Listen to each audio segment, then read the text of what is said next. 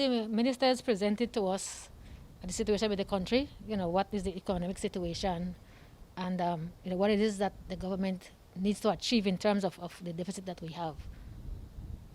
Did the B.N.T.U made any proposal in terms of the way forward? Yes, we shared with them, as we've normally done, some of these cost-saving measures and revenue enhancement measures. We also shared with them some of the concerns of our members in terms of, what would be the plan in being able to bridge that deficit gap. Is the B.N.T.U completely opposed to a salary freeze or wage cut? Was that discussed?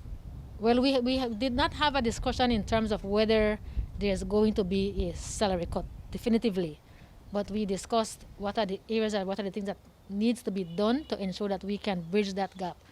We will be having some documentation coming from the ministry or from the government that they can provide to us so that we can see what has been done thus far, what those will yield in terms of the proposed measures, and then what would be left for us to be able to consider in terms of how we would bridge that remaining balance.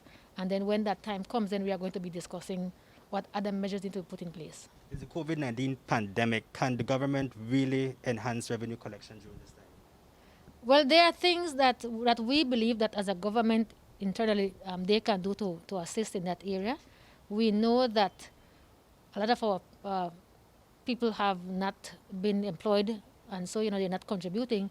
But there are measures that they can take internally from the government and also externally that they can take to be able to do that. How would you describe the atmosphere of the meeting? It was very cordial, very respectful. We were able to present our viewpoints, and we were able to ask questions, and we were able to be honest and open with the discussions.